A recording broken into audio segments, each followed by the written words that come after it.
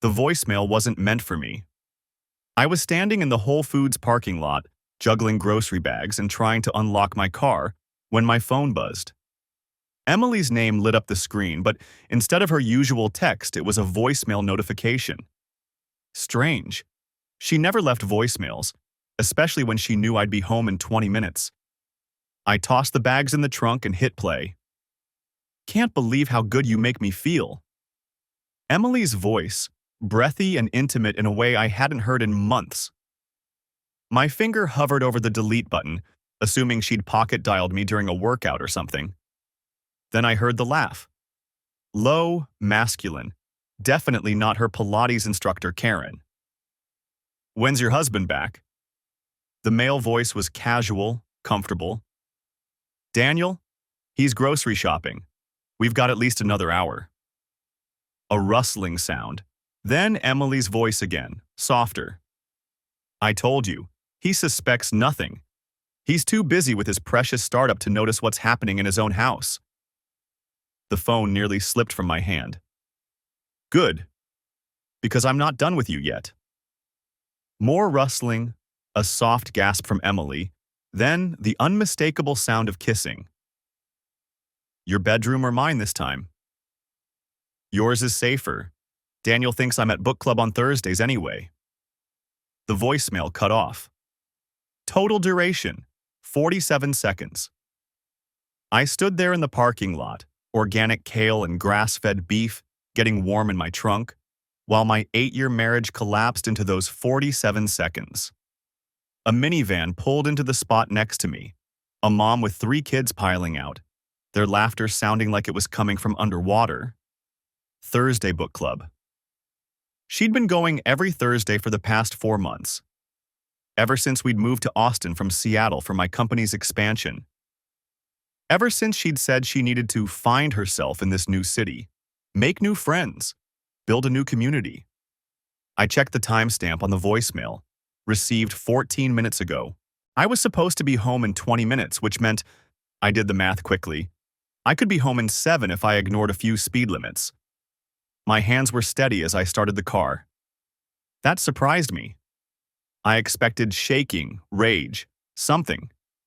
Instead, I felt cold and clear-headed, like someone had flipped a switch and turned off every emotion except focus. The drive home took 6 minutes. Our house sat at the end of a quiet cul-de-sac in Westlake, one of those new constructions with too much glass and not enough soul. Emily had picked it out. Said she loved the open floor plan, the natural light, the way you could see straight through from the front door to the back patio. I parked 2 houses down, behind the Andersons' landscaping truck. From there, I had a clear view of our driveway. Emily's white Range Rover sat next to a silver Audi A6 I didn't recognize. The Texas sun beat down on my windshield as I pulled out my phone and opened the Find My Friends app. Emily's icon blinked steadily from our address. I switched to our Ring camera app. We had cameras on the front door, back patio, and garage. The live feed showed nothing unusual. Front door closed, patio empty, garage door down. But the Audi sat in our driveway like a middle finger. I thought about the past 4 months. Emily's sudden interest in self-care. The new lingerie I'd found in her drawer, tag still on, never worn for me. Her phone, which used to sit casually on the kitchen counter, now permanently attached to her hand or tucked in her purse. The way she'd started showering immediately when she came home from book club, instead of collapsing on the couch like she used to after her actual book club in Seattle. He suspects nothing. The words stung worse than the rest of it. Not just that she was cheating, but that she thought I was too stupid or too distracted to notice. That she felt safe enough to bring him into our house, our bed, while I was out buying groceries for the dinner I'd planned to cook for us tonight. A notification popped up on my phone. Emily. "Hey babe, book club is running long tonight. Don't wait up for dinner." I stared at the message.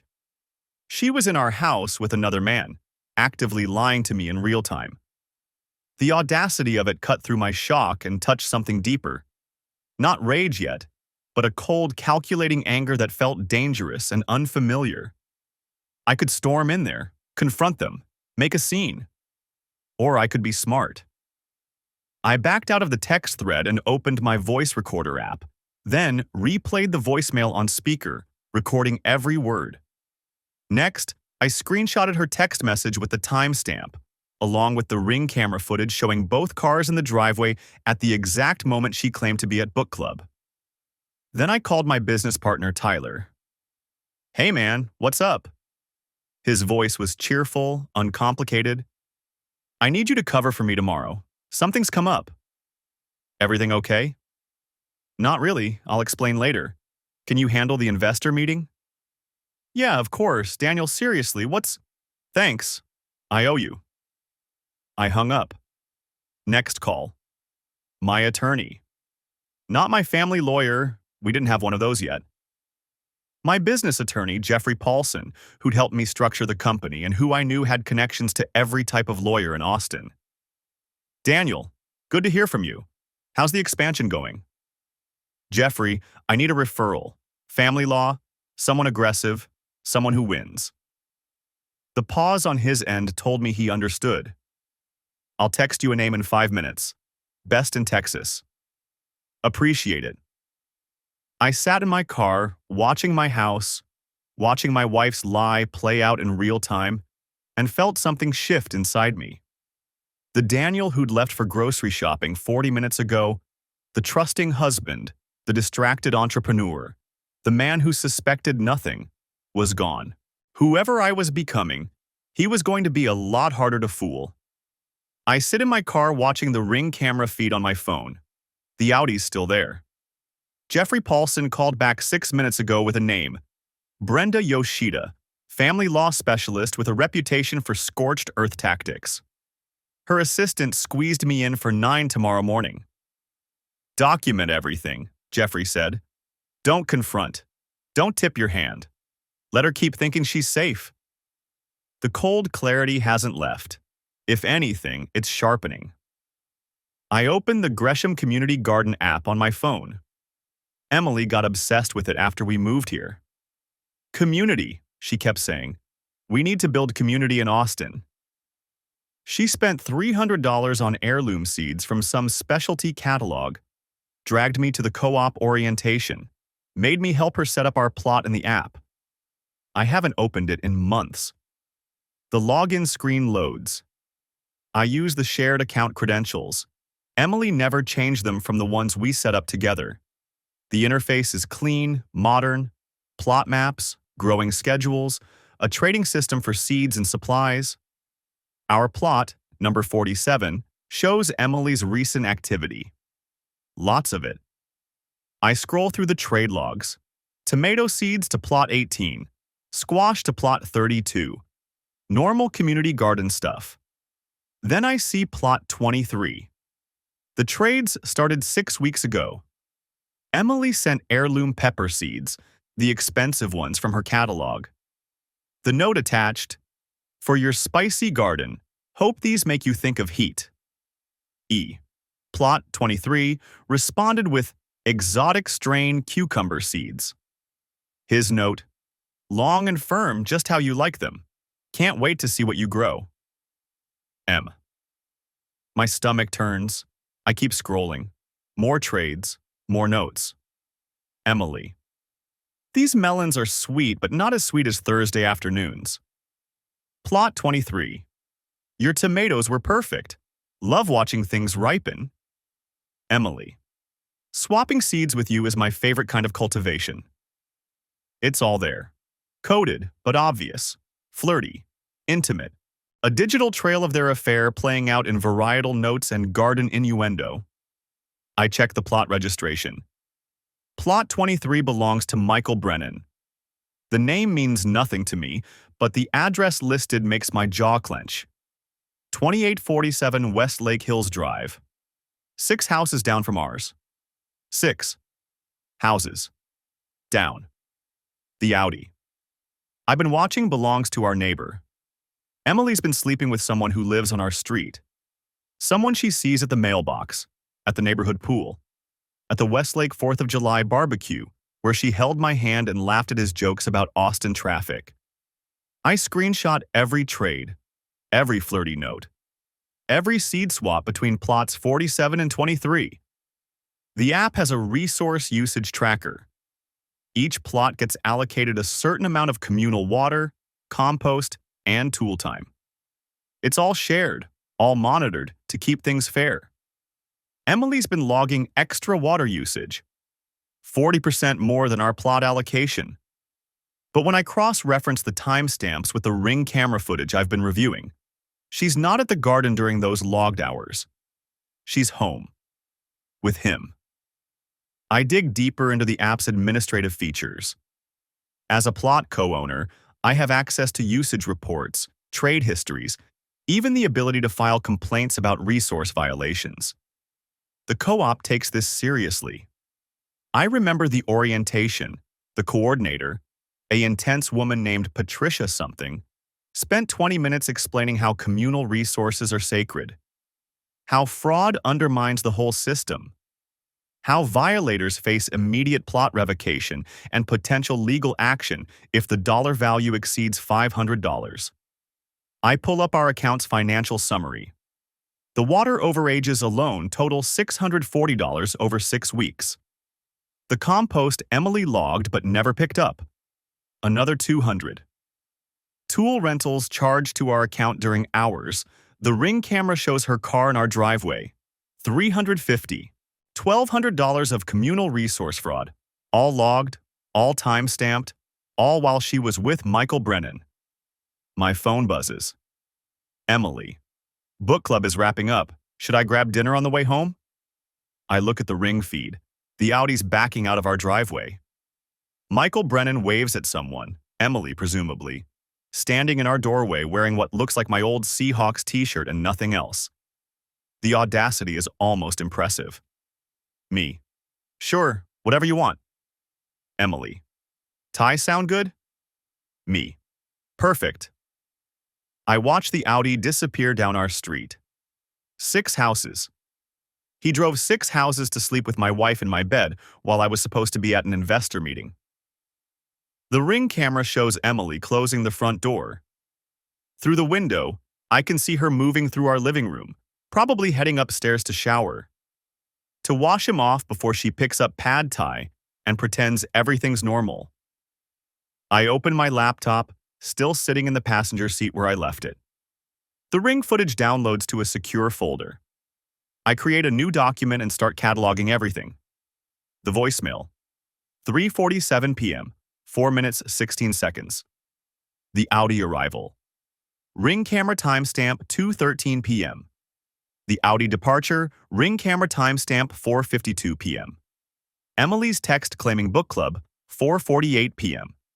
Garden app trades, screenshots of all 23 exchanges with plot 23. Resource fraud, detailed breakdown with timestamps cross-reference to Ring footage. Jeffrey said document everything. I'm documenting everything. I pull up the Community Garden Co-op bylaws. Section 7, Paragraph 3. Members who fraudulently log resource usage or trade communal goods for personal gain face immediate plot revocation, restitution of misappropriated resources, and potential civil action. Section 12. All plot access credentials are revocable by either co-owner at any time through the administrative portal. I navigate to the admin section. Our plot shows 2 authorized users, Daniel Reeves and Emily Reeves. There's a button labeled Modify Access. Not yet. Not until I talk to Brenda Yoshida tomorrow. Not until I understand exactly how this plays in a divorce. But soon. I check the time, 5:08 p.m. Emily will be home in 30 minutes, maybe 40 with dinner. I need to be there first, need to look like I've been home working, need to maintain the fiction that I suspect nothing. I start the car and drive. Not home, not yet. I take the long route through Westlake, past the community garden plot. It's a nice setup, actually. Raised beds, neat pathways, a tool shed with a digital lock system. Very Austin, very progressive. Plot 47 is in the back corner. I can see Emily's careful rows, her plant markers, the expensive drip irrigation she insisted we install. It looks healthy, thriving. Plot 23 is right next to it. Of course it is. Michael Brennan's plot is bigger, more established. Tomatoes climbing trellises. Pepper plants heavy with fruit. Cucumber vines spreading across the ground. They've been gardening side by side. Trading seeds. Trading flirty notes. Trading whatever else happens when you spend Thursday afternoons cultivating together. The garden club meets every Thursday at 3. I remember Emily mentioning it. Just networking, she said. Getting to know people. Getting to know Michael Brennan. I take photos of both plots. The proximity. The matching plant varieties that came from their seed swaps. Evidence of their digital affair made physical. My phone buzzes. Tyler. Everything okay? You need anything? Me. Meeting with attorney tomorrow morning. I'll fill you in after. Tyler. I've got your back. I know he does. Tyler's been my partner for 6 years. He moved to Austin for this expansion too, left his life in Seattle because he believed in what we were building. Solid. Loyal. Exactly the kind of person Emily isn't. I drive home. The Audi's gone from our street. Michael Brennan's house, a modern farmhouse with too much white trim, looks quiet. Normal. Like a neighbor's house should look. Our driveway's empty. Emily's not back yet. I park in the garage and go inside. The house smells like her perfume and something else. Him. The violation of it hits me harder than I expected. This is my house, my space, the place I'm supposed to feel safe. I open windows, turn on fans, erase the evidence of what happened here while I was buying organic produce. Then I sit at the kitchen table with my laptop and wait for my wife to come home with Thai food and more lies. The garden app is still open on my phone. I scroll through the trades one more time. All those flirty notes.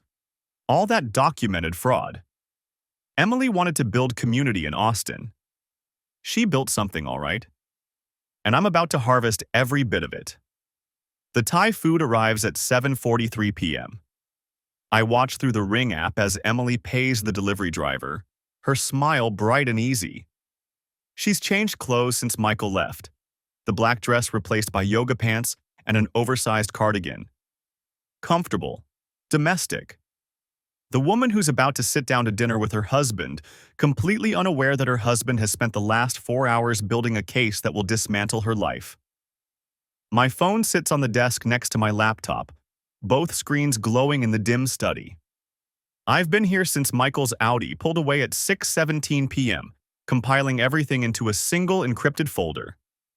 The voicemail. The Ring footage. The screenshots. The garden app logs with their cutesy messages about pollination techniques and cross-breeding experiments. The co-op resource fraud is the crown jewel, though. I've cross-referenced every single one of Emily's logged garden visits against our Ring camera timestamps for the past 3 months. Out of 47 logged sessions, each claiming 2 to 3 hours of communal labor, 31 occurred while she was verifiably at home. Not just at home during windows when Michael's car was also in our driveway, or when our security footage showed her leaving our house and walking directly to his, 6 houses down, garden tools untouched in our garage. The co-op has strict rules about resource allocation. Water credits, compost shares, tool borrowing privileges, all calculated based on contributed labor hours. Emily's been claiming credit for work she never performed, draining communal resources that other members earned through actual effort. It's fraud. Small-scale, ridiculous, vegetable garden fraud. And it's documented in an app she probably thought was too boring for me to ever examine. I hear the front door close. Her footsteps in the kitchen, the rustle of takeout bags, the clink of plates being retrieved from the cabinet. Daniel? Her voice carries down the hallway. Food's here. I save the final document, a spreadsheet comparing her claimed hours against Ring footage timestamps, and close my laptop. The folder is backed up in 3 separate cloud locations, plus a physical drive locked in my desk drawer. Jeffrey Paulson has copies. Brenda Yoshida will have them by 9 a.m. tomorrow. I stand, straightening my shirt, and check my reflection in the darkened window. I look normal. Tired, maybe, but normal. Not like a man who spent 4 hours weaponizing garden logs. Coming, I call back. The kitchen smells like basil and lemongrass. Emily's set out plates at the breakfast bar, containers of pad thai and green curry arranged between them. She's poured herself a glass of white wine. My usual beer sits unopened next to my plate. Long day? She asks, smiling as I slide onto the bar stool. Investor call ran late. The lie comes easily. I pop the beer cap, take a drink. How was book club? Her expression doesn't even flicker. Good. We're reading this memoir about a woman who hiked the Appalachian Trail after her divorce. Really powerful stuff about finding yourself after loss. I nearly laugh. The audacity is almost impressive. Sounds meaningful, I say instead, spooning curry onto my plate. What time did you get back? Around 6:30? Stop by the garden plot for a bit first. The tomatoes are finally coming in. She twirls noodles around her fork. Oh, and I traded some of those heirloom seeds you got me last spring. Remember the Cherokee purples? Swap them for some kind of exotic pepper variety. The notes in the app said they're supposed to be really special. She's talking about the trade with Michael, plot 47 to plot 52. The message thread where he called her seeds as beautiful as the gardener, and she responded with a blushing emoji and something about hands-on cultivation techniques. That's great, I say. My voice sounds normal, interested. Which plot did you trade with? Oh, I don't remember the number. Some guy who's really into hot peppers. She takes a sip of wine. The app tracks it all anyway. The app tracks it all anyway. I take another drink of beer to hide whatever expression wants to cross my face. We eat in companionable silence for a few minutes. This is what we do. What we've done for 8 years. Dinner together, talking about our days, the comfortable rhythm of married life. Except now, every word out of her mouth is a calculation. Every smile is a performance. I wonder how long she's been performing. I was thinking, Emily says, setting down her fork. Maybe we should host something soon. A dinner party or a barbecue. We've been here 4 months and barely know anyone in the neighborhood. That could be nice, I say. Anyone specific you'd want to invite? Just neighbors, I guess. Get to know people. She shrugs. There's that couple 3 doors down with the cute dog, and I think there are some other young professionals on the street. Could be good for networking, too. Not Michael, though. Interesting that she doesn't mention the neighbor 6 houses down. Sure, I say. We can plan something? My phone buzzes. A text from Jeffrey Paulson. Brenda confirmed for 9 a.m. Her office is in the Frostbank Tower downtown. Sending you the address. She's good, Daniel. Really good. I glance at the message, then set the phone face down on the counter. Work? Emily asks. Just Tyler confirming tomorrow's schedule. She nods, returning to her curry. Oh, I meant to ask. How did the investor call actually go? You seemed stressed about it this morning. This morning. When I left for Whole Foods, kissing her goodbye, telling her I'd grab stuff for dinner. When she was already planning her afternoon, already knowing Michael would be here, in our home, in our bed, while I picked out organic produce like an idiot. Went fine, I say. They're interested in the Q4 projections. Want another meeting next week? That's great, honey. She reaches over, squeezes my hand. Her touch feels like ice. I'm proud of you. This move has been really good for the company. The move she encouraged, the move to Austin, away from Seattle, away from our established life and friend network. The move that isolated me while she built something new with someone 6 houses away. I wonder if that was intentional, if she planned it, or if Michael was just an opportunity that presented itself. I wonder if I'll ever know. Yeah, I say. It's working out. We finish dinner. Emily loads the dishwasher while I wipe down the counters. Normal, domestic. The kind of scene that plays out in 1,000 homes every night. Except in most of those homes, the husband isn't mentally reviewing evidence logs while scrubbing the breakfast bar. I'm exhausted, Emily says, closing the dishwasher. I think I'm going to take a bath and turn in early. Go ahead, I have some emails to finish up. She kisses my cheek, her lips dry and brief, and heads toward the bedroom. I listen to her footsteps on the stairs, the sound of the bathroom door closing, water running into the tub. I return to the study. The garden co-op has a community standards committee. I found the information on their website while Emily was in the shower earlier. They meet monthly to review member compliance, resource allocation disputes, and policy violations. The next meeting is scheduled for Tuesday at 7 p.m. I draft an email to the committee chair, a woman named Patricia Thornton whose profile picture shows her holding an enormous zucchini like a trophy. Dear Ms. Thornton, I'm writing to report a concern regarding potential resource fraud by a co-op member. I've discovered significant discrepancies between logged labor hours and actual plot attendance, supported by time-stamped security footage. The fraudulent claims have resulted in improper allocation of water credits, compost shares, and tool privileges over a period of approximately 3 months. I have comprehensive documentation including app logs, security camera footage, and a detailed comparison spreadsheet. Given the impact on communal resources, I believe this matter requires committee review. I'm available to present this evidence at your next meeting or at your earlier convenience. Respectfully, Daniel Reeves. Plot 47. I read it 3 times before hitting send. The response comes faster than expected. 12 minutes later. Mr. Reeves. Thank you for bringing this to my attention. Resource fraud is a serious violation of our community standards. I'd like to review your documentation before the next committee meeting. Are you available for a call tomorrow afternoon? Best, Patricia Thornton.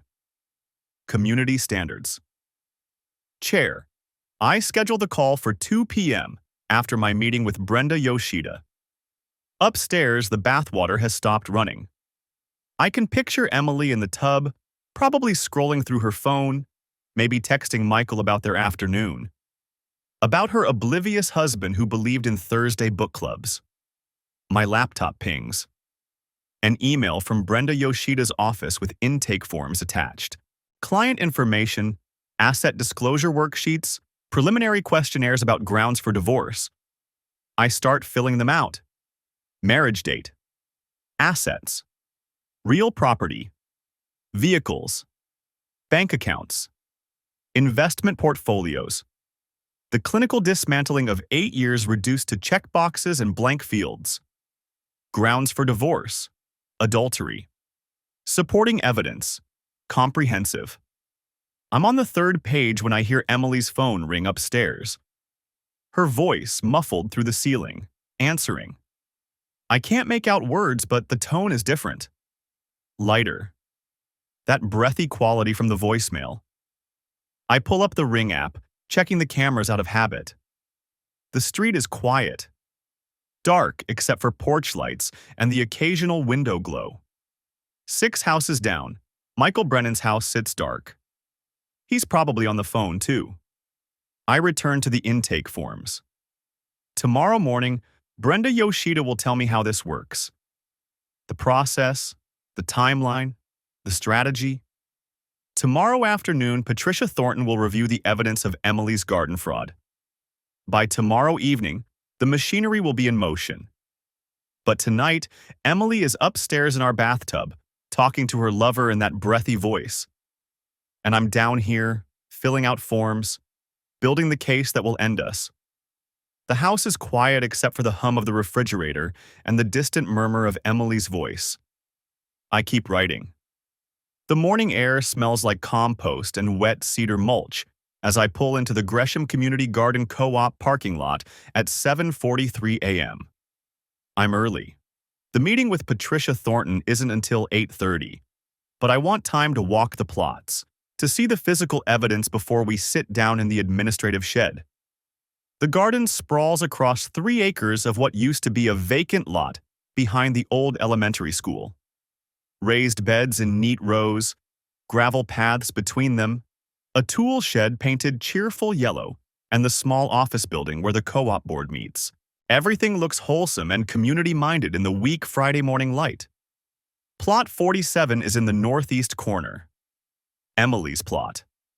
Our plot technically, since we registered it jointly when we moved here 4 months ago. Part of her whole "we need to connect with the community" campaign that I now understand was just cover. I walk the gravel path slowly, phone in hand, taking photos. The plot looks immaculate. Tomato plants staked and thriving, zucchini spreading their broad leaves, neat rows of lettuce and kale. Someone has put in serious work here, just not Emily. According to her logged hours, she's spent 63 hours at this plot over the past 4 months.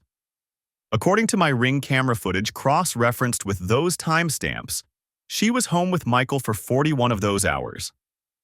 I photographed the hand-painted plot marker, Plot 47, the Reeves family garden. Then I walk 6 plots over to Plot 23. Michael's garden looks equally well-maintained. Peppers, beans, some kind of squash I don't recognize. A small handwritten sign stuck in the dirt. Cherokee Purple, E's recommendation. I photographed that too. The app logs are what really matter, though. I've got screenshots of everything, but I want Patricia to see them in context, in the actual app interface. The flirty notes masquerading as horticultural advice.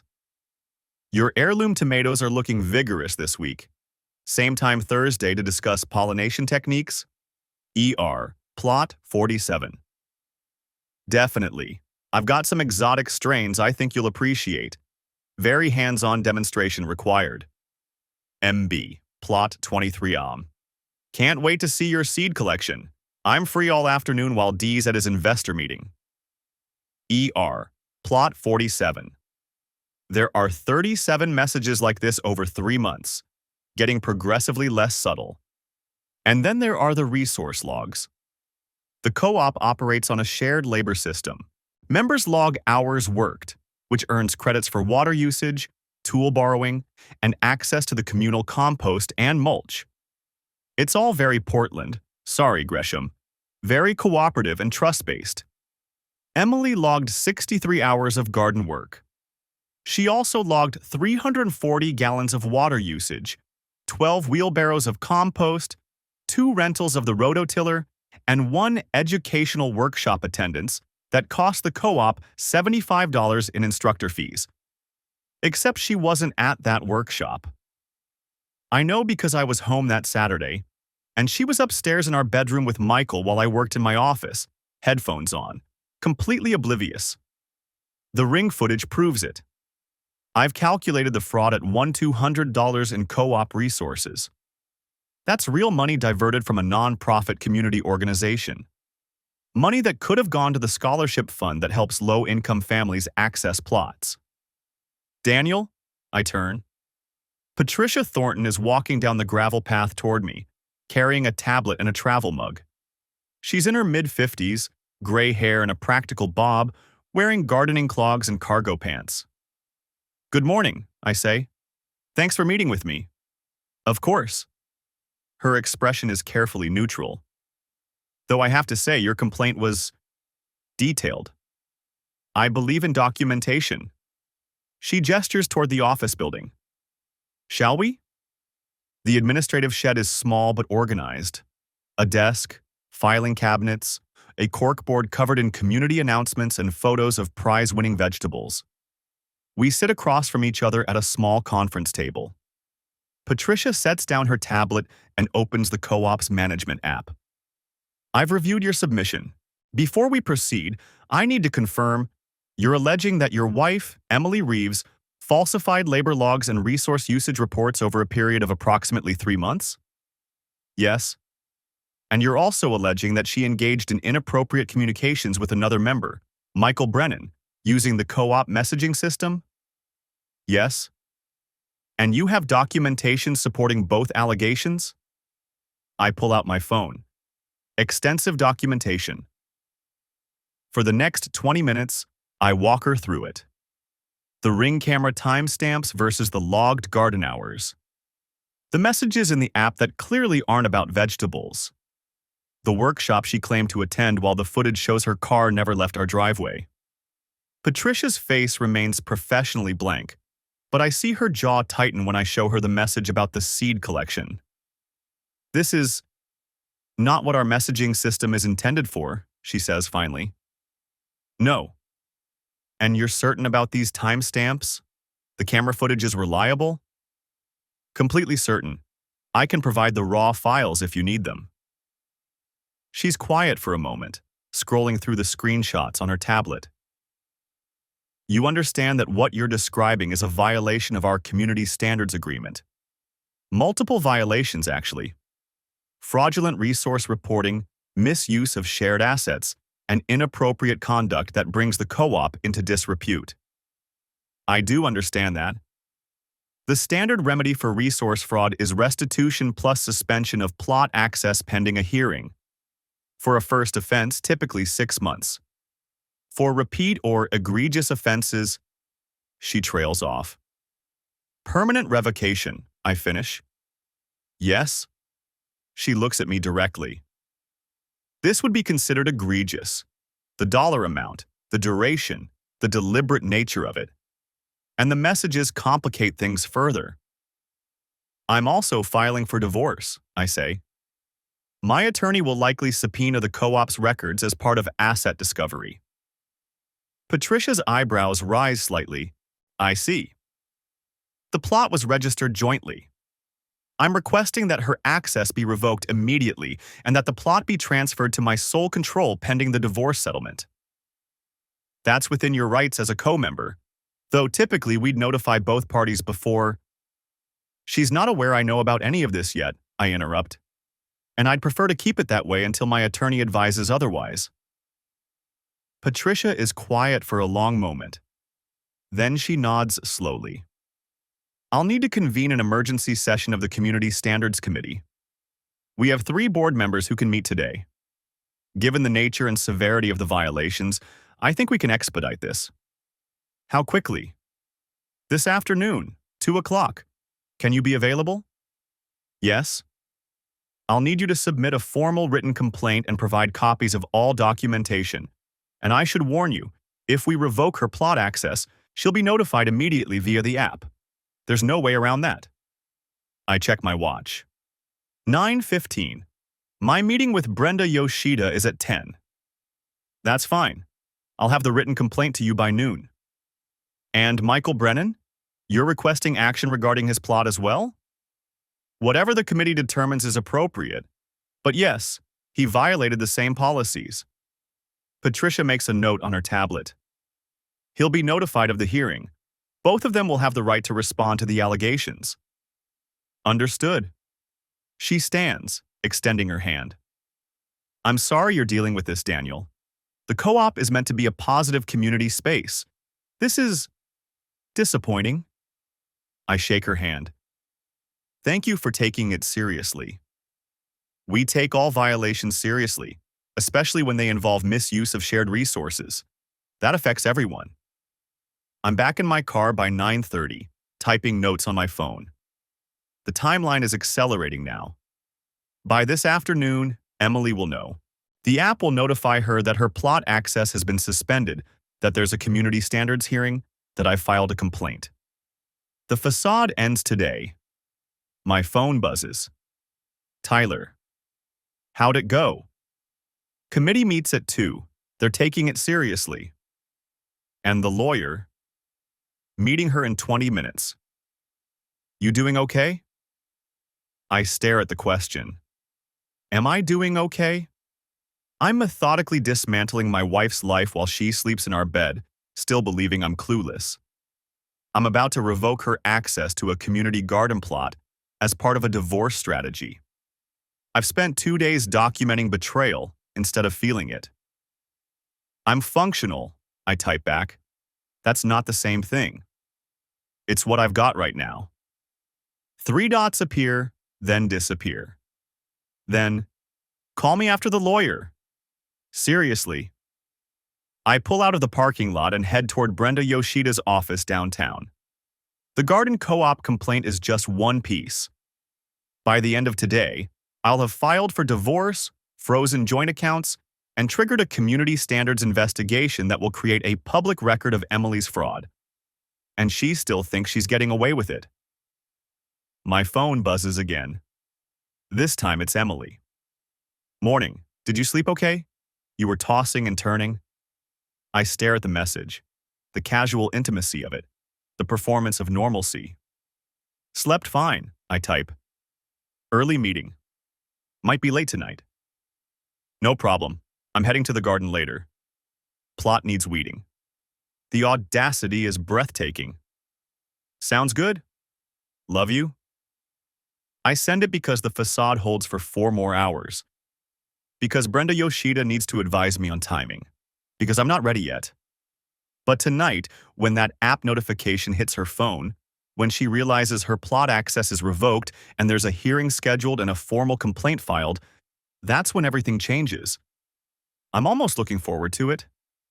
The garden co-op occupied a converted warehouse on Division Street, all exposed brick and reclaimed wood beams. I'd been here exactly twice before, once for the plot lottery last spring, once for a volunteer orientation. Emily insisted I attend before deciding she'd handle the garden stuff herself. Now I understood why. Patricia Thornton met me in the lobby at 1:47 p.m., 13 minutes early. She was maybe 60, with silver hair pulled back in a practical bun and dirt permanently embedded under her fingernails. Mr. Reeves. She shook my hand with a grip that could crush seedlings. Conference rooms this way. The Emergency Standards Committee had assembled with impressive speed. 5 people sat around a salvaged oak table, all holding printed copies of something. My complaint, probably. Or the evidence. This is Daniel Reeves, Patricia said. Plot 47. He's filed the complaint we're reviewing. A younger guy with a beard, his name tag read, Kevin Walsh, Vice Chair, gestured to an empty seat. We've reviewed your submission. The documentation is extensive. I sat. I wanted to be thorough. 41 fraudulent work-hour logs, said a woman with reading glasses on a chain. $1,200 in co-op credits claimed under false pretenses. That's the most significant misappropriation we've seen since the Gresham plot system launched. Patricia pulled up something on a laptop. We've cross-referenced the timestamps you provided from your home security system with the Garden app check-ins. Emily Reeves logged herself as present at the co-op facility during times when your footage shows her vehicle in your driveway. And shows her entering your home, Kevin added quietly. With Michael Brennan. The room got very quiet. An older man at the end of the table, Robert Rose, treasurer, according to his nameplate, cleared his throat. The seed exchange logs are also problematic. How so? I kept my voice level. Robert turned his laptop around. The screen showed a thread from the co-op's internal messaging system. Emily's username, Greenthumb Emily47, and Michael's, Urban Farmer MB23. Greenthumb Emily47. Those Italian heirlooms you mentioned. I'd love to try your variety. Mine have gotten so predictable. Urban Farmer MB23. Happy to share. My seeds are very vigorous. High germination rate.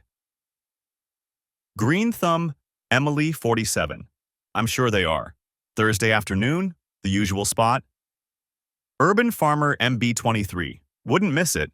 Bring your containers. My jaw clenched. I'd read these before, but hearing them recited in this fluorescent-lit conference room made them somehow worse. The seed library operates on an honor system, Patricia said. Members check out heirloom varieties, grow them, return seeds from the harvest. It's communal resource management. But according to these logs, Emily checked out 17 different heirloom varieties over 3 months. She's returned exactly 0. 17? I hadn't counted. Kevin nodded. Cherokee purple tomatoes, Brandywine, 3 types of pole beans, 2 squash varieties. The retail value of those seeds is over $400. But the real value is in the genetics. Some of these lines have been maintained by co-op members for decades. And Michael Brennan? I asked. Patricia's expression hardened. He checked out 9 varieties, returned none. But the messaging logs suggest he was trading them directly to Emily, bypassing the library system entirely. Which violates the co-op charter, Robert said. Article 7, Section 3.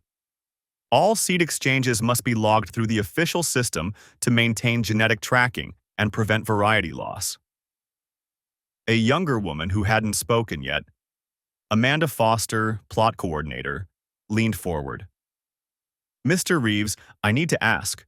You're aware these messages contain personal content beyond gardening. I'm aware. And you're comfortable with us reviewing them as part of this investigation? I'm filing for divorce, I said. My attorney will be subpoenaing these records anyway. You're just getting there first. Patricia nodded slowly. We appreciate your candor. This committee doesn't typically involve itself in members' personal lives. But when personal conduct results in fraud against co-op resources, it becomes our business. Kevin pulled up another screen. The bigger issue is the precedent. If we allow members to falsify work logs, claim credits they didn't earn, and trade communal seeds outside the system, the entire model collapses. We have 247 active plots. The honor system only works when people actually honor it. What happens now? I asked. Patricia glanced at the others. Some kind of silent consensus passed between them. We're revoking Emily Reeves's plot access effective immediately, she said. Her account will be suspended, her plot reassigned. She'll receive formal notification through the app at 2 p.m. per our standard protocol. 12 minutes from now. Michael Brennan will also have his access revoked, Kevin added. Both will be required to return all checked-out seed varieties within 7 days or face financial penalties equal to retail replacement cost plus a 50% administrative fee. We're also referring both cases to our legal counsel, Robert said. The co-op charter allows us to pursue civil recovery for fraudulent resource claims. $1,200 is well above our threshold for legal action. Amanda was typing on a tablet. I'm flagging both plots for immediate clearance. Any plants, tools, or materials left on site after the 7-day notice period will be considered abandoned property and disposed of. Emily's put a lot of work into that plot, I said. Then caught myself. Actually, no, she hasn't. That's the point. Patricia almost smiled. According to the photographic evidence in your complaint, Plot 47 is primarily weeds and volunteer tomatoes. The raised beds are rotting. There's no evidence of the extensive cultivation she described in her monthly reports. I'd included photos, taken last Tuesday while Emily was supposedly at Pilates. The plot looked like a neglected corner of someone's backyard. Overgrown, untended, nothing like the lush garden she'd described over dinner. Plot 23, however, Kevin said, pulling up more photos, is immaculate. Michael Brennan actually has been doing the work, which makes the seed library violations more egregious. He knows better. Is he here? I asked. Brennan. Does he know about this hearing? No, Patricia said firmly. This is a preliminary review. We'll notify both parties of our findings simultaneously at 2 p.m. They'll have the right to appeal, but given the documentation, she trailed off meaningfully. Robert closed his laptop. Mr. Reeves, I want to be clear about something. This committee's jurisdiction ends at co-op policy violations. We can revoke access, demand restitution, pursue civil penalties for fraud.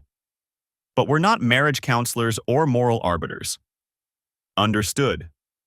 That said, he continued, we take our community seriously. The co-op exists because people trust each other. When that trust is violated, whether through falsified logs or misappropriated resources, it damages everyone. So while we're sorry for your personal situation, we're also grateful you brought this to our attention. Amanda looked up from her tablet. Your plot access will remain active, obviously. If you want to continue gardening, you're welcome to maintain plot 47. Or we can reassign it and give you something new. Whatever you prefer. I hadn't thought about that. The plot had been Emily's project, her thing. I'd helped build the raised beds last spring, turned compost a few times. But it was hers. Except it wasn't. Not really. It was Michael Brennan's, apparently. Or it was nobody's. Just another lie with an address. I'll let you know, I said. Patricia stood, and the others followed. We'll send you copies of our findings and any legal filings. If your divorce attorney needs additional documentation, have them contact our counsel directly. We're happy to cooperate. Thank you. She walked me to the lobby. Through the windows, I could see the actual garden plot stretching out behind the warehouse. Neat rows of raised beds, trellises heavy with beans, volunteers in wide-brimmed hats pulling weeds in the afternoon sun. 2 o'clock, Patricia said, checking her watch. She'll get the notification in about 4 minutes. I imagined Emily's phone buzzing. The app alert. Your garden co-op access has been suspended. Please contact the Standards Committee immediately. She'd be confused at first, then angry. Then she'd start reading the formal notice, see the words fraudulent logs and misappropriated resources and seed library violations. She'd know I knew. Mr. Reeves? Patricia was watching me. Are you all right? Fine, I said. Just thinking about timing. She nodded. For what it's worth, you did the right thing. Not just for yourself, for everyone who actually does the work. I shook her hand and walked to my car. My phone buzzed at exactly 2 p.m. Emily. What the hell did you do? I sat in the parking lot, looking at those 4 words. Then I put the phone in my pocket and drove to Brenda Yoshida's office. Emily's text sits on my phone screen like a lit fuse. What the hell did you do? I'm standing in my home office, the same room where I discovered her fraud 3 days ago. The tablet with the garden app is still on my desk, next to my laptop where I'd compiled the evidence. The afternoon light slants through the window, catching dust motes in the air. I don't respond. Instead, I save a screenshot of her message with the timestamp. 2:17 p.m., 3 minutes after the co-op's automated notification would have hit her phone. My phone buzzes again. Daniel, answer me. Then, this is insane. And, call me right now. I watch the messages appear, one after another. Each one gets added to the screenshot folder I created Monday night. The folder that already contains 43 images of her garden, app messages with Michael Brennan, 17 photos of unreturned seed packets from the co-op's inventory system, and one particularly detailed exchange about cross-pollination techniques that made my jaw clench. The phone starts ringing. Emily's photo fills the screen. A picture from our anniversary dinner last year, her smile wide and genuine, or at least I'd thought it was genuine at the time. I decline the call. She calls again immediately. I decline again. A text. If you don't pick up, I'm coming home. I check my watch. 2:23 p.m. She's probably at Michael's house right now, 6 doors down in the same cul-de-sac where we live. Where we've lived for 4 months, since the company expansion brought us to Austin from Seattle. Since she convinced me this move would be a fresh start and exactly what we needed. The irony tastes like copper. My phone buzzes with a call from an unknown number. I let it go to voicemail, then listen to the message. Mr. Reeves, This is Patricia Thornton from the Gresham Community Garden Co-op. Her voice is crisp, professional. I wanted to personally follow up on today's committee decision. We've sent certified letters to both Ms. Reeves and Mr. Brennan regarding the seed return deadline and financial penalties. I also wanted to inform you that we'll be preserving all app data and communication logs as requested. Our legal counsel will be in touch about the civil recovery process. Please call me back at your earliest convenience. I save the voicemail. The thing about documentation is that it creates its own momentum. Each piece of evidence demands preservation, cataloging, timestamping. It's almost meditative, this process of building an irrefutable record, much more satisfying than screaming or throwing things or confronting Emily in Michael's bed. My phone rings again. Emily, I answer this time. What the hell is wrong with you? Her voice is shrill, nothing like the breathy, intimate tone from Monday's accidental voicemail. You reported me to the garden co-op? Are you serious right now? I reported fraudulent resource claims, I say. My voice comes out level, almost bored. The co-op takes community standards seriously. Community standards? Daniel, we can talk about this. Whatever you think is happening, I don't think anything. I have documentation. Silence on the other end. I can hear her breathing, quick and shallow. Documentation of what? 41 falsified work sessions. 17 unreturned heirloom seed varieties valued at $412. $1,200 in fraudulent resource allocation. And approximately 6 weeks of messages with Michael Brennan discussing companion planting and optimal growing conditions. I pause. Should I continue? More silence. Then, you went through my private messages? The Garden app isn't private. It's a shared community platform. You agreed to the terms of service when you created your plot account. I'm reading from the co-op's user agreement document on my screen. Section 4.2 specifically states that all communications within the app are subject to review for community standards compliance. This is crazy. You're being crazy. Patricia Thornton disagrees. So does the Standards Committee. So does the co-op's legal counsel. Legal counsel? Her voice cracks. Over some garden seeds? Over fraud. Misappropriation of community resources. Violation of the co-op's shared trust agreement. I sit down at my desk, pulling up the spreadsheet I created. You logged work sessions on 17 different occasions when Ring camera footage shows you were actually at home. With Michael, during hours you claim to be weeding the tomato beds or installing irrigation lines. I hear something that might be a sob or might be a sharp intake of breath. Where are you right now, Emily? That's none of your business. I'm guessing Michael's house? The one with the blue Subaru in the driveway, 6 doors down. I zoom in on the Google Street View image I pulled up earlier. The one with the plot number that matches all your seed exchange logs. You're spying on me? I'm observing patterns in publicly available information. I click through to the next tab. For instance, the co-op's plot map is public record. So are the seed exchange logs. Anyone can see that plot 47, that's yours, exchanged Cherokee purple tomato seeds with plot 63, that's Michael's, on 8 separate occasions, followed by exchanges of dragon's tongue beans, scarlet runner pole beans, and something called mortgage lifter tomatoes. Those are just seeds, Daniel. Seeds. With notes like, can't wait to see how these grow under your hands, and thinking about our last planning session. I read directly from the screenshots. These beans are almost as hot as you are. She's crying now. I can hear it clearly. I want to come home, she says. We need to talk about this. I'll be at a meeting until 6, I tell her, with Brenda Yoshida. She's a family law attorney Tyler recommended. The crying stops abruptly. A divorce lawyer. Yes.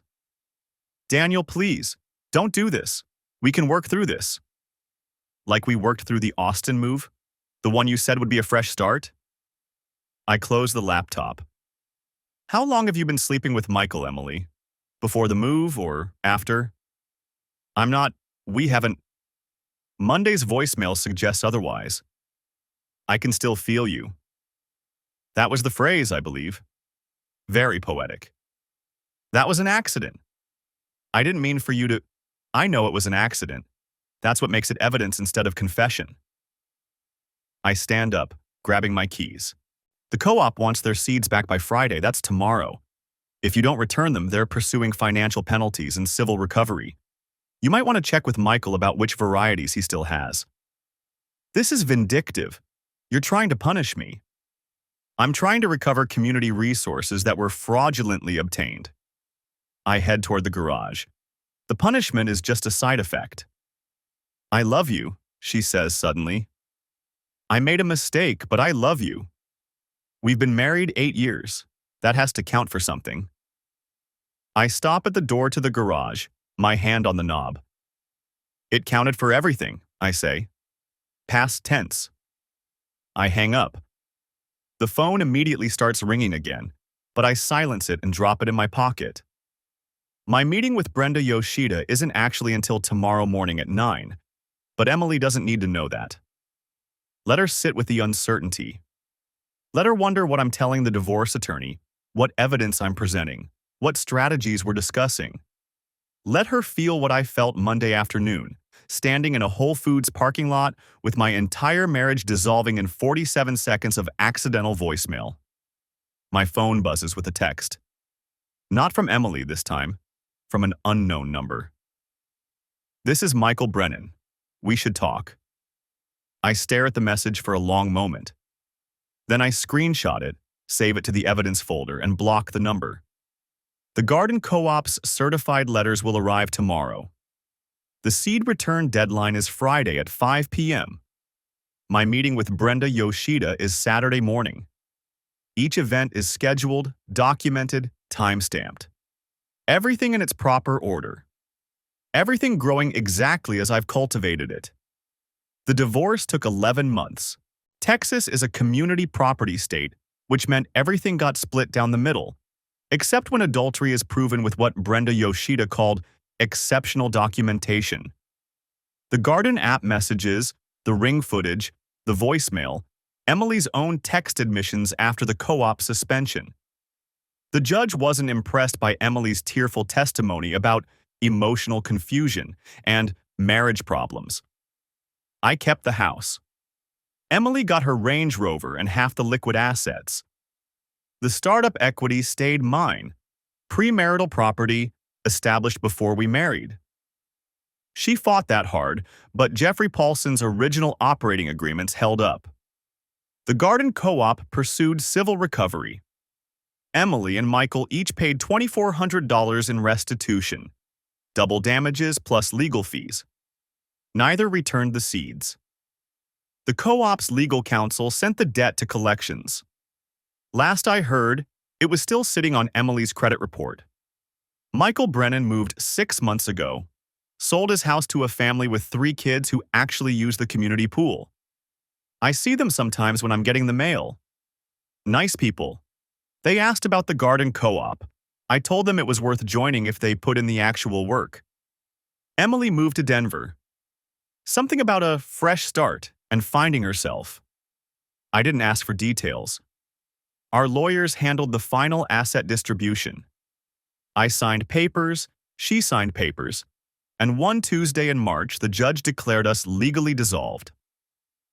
Tyler asked me once if I felt guilty about the Garden Co-op complaint. If maybe I'd been too harsh, too calculated. She stole from a community garden, I said, while sleeping with a neighbor in our bed, and thought I was too stupid to notice. Tyler nodded slowly.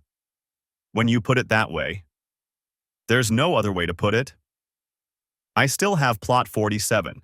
Turns out I'm decent at gardening when I actually show up and do the work. The tomatoes came in heavy last summer. Cherokee purples, ironically, from seeds Patricia Thornton gave me to replace the ones Emily never returned. I grew zucchini, beans, peppers, gave most of it away to other co-op members. Patricia invited me to join the standards committee. I declined. Once was enough. The startup is doing well. We closed our Series B funding in April, expanded to 3 more cities. Tyler runs operations now. I focus on product development. It's cleaner that way. Just code and systems and problems that have actual solutions. Sometimes I think about that Monday afternoon in the Whole Foods parking lot. The moment the voicemail played and everything changed. People talk about betrayal like it's this explosive, dramatic thing. But mine felt cold and clarifying, like someone turned on the lights in a room I'd been stumbling through in the dark. I don't miss Emily. I miss who I thought she was, maybe. Or who we were before Austin, before Michael, before the Garden app and the Thursday book clubs that never existed. But missing a fiction isn't the same as missing a person. Last month I went on a date. A woman Tyler knows from his cycling group, a patent attorney named Rebecca who laughs at bad jokes and grows her own herbs on her apartment balcony. We had coffee, then dinner, then coffee again. She asked about my ex-wife on the 3rd date. It ended badly, I said. Most marriages do, she replied. Otherwise they wouldn't end. Fair point. I don't know where it's going with Rebecca. Maybe nowhere, maybe somewhere. But I do know this. I pay attention now. To inconsistencies, to patterns, to the space between what people say and what they do. Trust isn't something you give blindly anymore. It's something you build carefully, with clear foundations and regular maintenance. Like a garden, actually. You plant deliberately, water consistently, pull the weeds when they appear. And if something's rotting beneath the surface, you don't wait for it to collapse. You dig it up, document the damage, and decide what's worth saving. Some things aren't. The Reeves family garden sign is gone from plot 47. I replaced it with a simple wooden marker. Plot 47, D. Reeves. Just me now. Just the work I actually do, the seeds I actually plant, the harvest I actually earn. Turns out that's enough.